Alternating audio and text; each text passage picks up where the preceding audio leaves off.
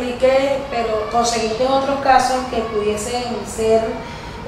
catalogados de actos de corrupción o ineficiencia. Sí, pudimos ver, por ejemplo, cómo cuando no se les dio, dándole continuidad un poco a la parte de las OCB, cómo cuando no se les dio o no se les hizo la transferencia, los fideicomisos a las OCB, sí pudimos ver cómo había colocaciones de altísimas sumas de dinero en bancos, por ejemplo, que ya estaban siendo trayendo problemas, pues, y que ya lo había manifestado en varias oportunidades el presidente de la República, y pudimos ver allí, por ejemplo, cómo estaban depositados en Inverunión, cómo estaban depositados en el Federal y cómo estaban depositados en Bancoro, cuando el presidente de la República para ese momento venía hablando de las problemáticas que podían presentar o que estaban presentando pues esos bancos. Entonces no se entendía, o sea, ese dinero colocado acá y el fideicomiso de las OCB prácticamente allí sin hacer el depósito que si se hubiese hecho para su momento ya estas personas tuviesen ya sus viviendas en mano. Bueno, Carmen, también tenemos allí algo que es bien importante destacar, que como IPASME, teniendo una cantidad de abogados bien preparados en la parte de consultoría jurídica y en la parte de las OCB, pudimos observar que existían bufetes contratados externos que realizaban un trabajo en función de fiscalía o en función de problemáticas que se le pudiesen presentar a afiliados y afiliadas de la institución como tal, y vimos entonces cómo casos que ya estaban resueltos fueron dados de manera inmediata a estos bufetes, y los bufetes entonces cobraban altísimas sumas de dinero, lo que no estaba establecido dentro de los parámetros que ya se les habían dado para establecer un orden fijo de dinero que debían, de dinero que ellos debían pues fijarse. Es decir, no existía un baremo como tal que decía por tal caso usted puede cobrar esto, pero existiendo incluso unos abogados que estaban en el departamento jurídico y que ya habían resuelto los casos, y una vez resueltos entonces eran pasados, ¿verdad?, a la parte de los bufetes externos para que ellos entonces hicieran la cobranza. Es allí cuando nosotros vemos la irregularidad que existía y que estos bufetes entonces cobraban cantidades de dinero, o sea, sumas altas, pues, por algo que ya estaba resuelto. Bueno, tenemos acá en la mano una denuncia dirigida a la Fiscalía General de la República, específicamente la doctora Luisa Ortega Díaz, firmada por Euclides Briceño, Cruz Marcano, Livia Méndez, Alberto Gudiño, Cristóbal Sequera, Evelyn Enríquez, Rigoberto Muñoz, Wilman Lozada, Ingrid Osorio, Isidro García y José Marcaño, en la que ellos denuncian, presentan unas denuncias a la gestión anterior a la tuya, pero también incluyen a la gestión de Carmen Márquez. ¿Qué tienes tú que decir al respecto? Ok, este documento no es desconocido para nosotros, y es el documento al cual se refirió el 18 de marzo el periodista José Vicente Rangel. En efecto, estas personas que están acá llevaron este documento a la Fiscalía General de la República Bolivariana de Venezuela, y que por supuesto nos asombró al magisterio y específicamente a lo que son los trabajadores y las trabajadoras del IPASME, que ya que llevábamos un trabajo allí de avanzada, y por supuesto vemos por qué este documento surge ahora y por qué el documento no surgió anteriormente en los 3 años que tuvo Fabio Quijada, porque la mayoría de las denuncias que se realizan y que están enmarcadas dentro de este documento están dirigidas a Fabio Quijada. Pero ¿por qué no se hizo en su momento? ¿Por qué no se llevó este documento a la Fiscalía allí para hacer las denuncias pertinentes? ¿Por qué esperar que Carmen Márquez en el IPASME, que venía desarrollando un trabajo allí de la mano con los trabajadores, con las trabajadoras, con los consejos comunales, con los consejos de trabajadores, con los sindicatos bolivarianos, por qué entonces en este momento? Entonces mi pregunta, y de verdad que me llama la atención, como un personaje como Euclides Briceño, esta persona, pues, que todos sabemos que fue militante de Acción Democrática, que perteneció al grupo Gato, y que sabemos nosotros, los venezolanos, las venezolanas, la cantidad de anormalidades y de fechorías que cometió este grupo como tal. Y allí pudimos nosotros en ese momento histórico recordar ahorita, por ejemplo, cómo se dio pues la muerte de Molinas Gasperi. Es allí la gran pregunta, pues que nos la muerte de Molinas Gasperi perpetrada por este grupo. Por este grupo Gato, ¿ok? Y que todos los venezolanos, pues, históricamente conocemos que ellos estuvieron inmersos, pues, este grupo como tal en ese asesinato. Vemos como Cruz Marcano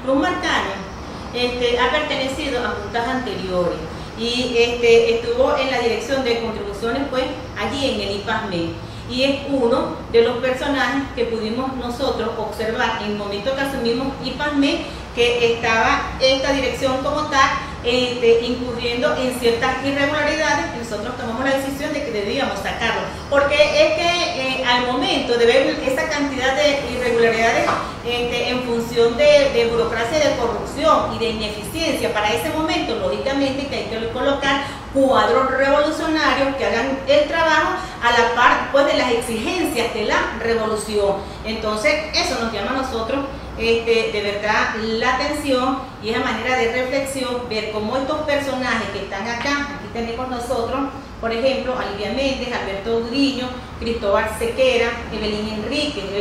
que ha tenido un ataque pues constante a lo que es SINAFUN a nivel nacional, una profesora que fue electa allí por elección popular, pero que no asumió el cargo como tal y abandona prácticamente allí sus funciones, que soy también directiva pues de SINAFUN nacional, y lo puedo decir pues en estos momentos que es una persona que no asumió su responsabilidad como tal. Pero sí, entonces estás criticando una gestión aquí de 10 meses cuando pudiste haber asumido esta posición en años anteriores. O sea, porque esto está firmado, se supone que ellos hicieron entrega de esta denuncia, el recibido, firmado como 20 de marzo del 2012. Entendemos entonces, ellos en base a unas denuncias de corrupción hecha en la gestión anterior, que duró 3 años, meten también como que la gestión de Carmen Márquez en hechos que no tienen nada que ver con la gestión desde mayo del 2011 a marzo del 2012. ¿Eso es lo que nos quiere decir? Exactamente, eso es lo que quiero decir, y lo que ellos por acá hacen referencia cuando dicen por qué entonces yo no realicé la denuncia de hechos de corrupción pertenecientes a gestiones anteriores. Pero es que para nosotros llevar un documento a la Fiscalía General de la República, estábamos nosotros, de acuerdo al diagnóstico realizado de un inicio allí cuando se asume la presidencia del IPASME, por supuesto necesitamos una cantidad de elementos, una cantidad de argumentos que permitiesen pues a la consultoría jurídica elevar un documento sustanciado allí con una cantidad de argumentos y de elementos. De hecho, ayer en el transcurso de la tarde me dirigí a la vicepresidencia de la República, y allí pues le dejé al vicepresidente Elías Jaguar un documento con sus argumentos explicando pues la situación de corrupción pues encontrada allí en el IPASME, y dejó claro que allí en el IPASME, en función de los 10 meses, no hubo ineficiencia, hubo eficiencia en función de que nosotros cumplimos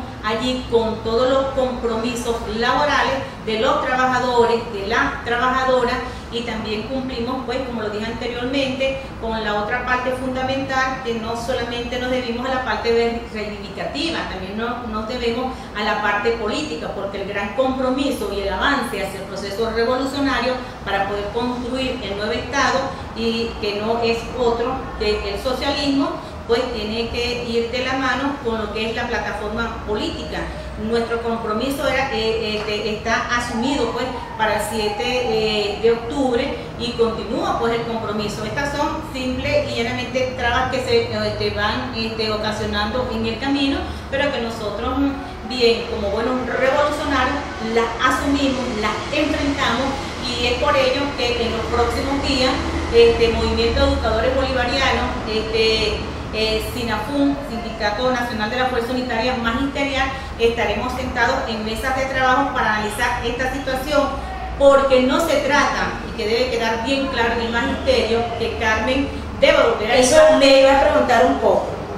Tú llegas a la presidencia del IPASME producto de la movilización. Una movilización, según lo que hemos ya dialogado en esta entrevista, una movilización que era en contra de una estructura como el IPASME, que el magisterio y los trabajadores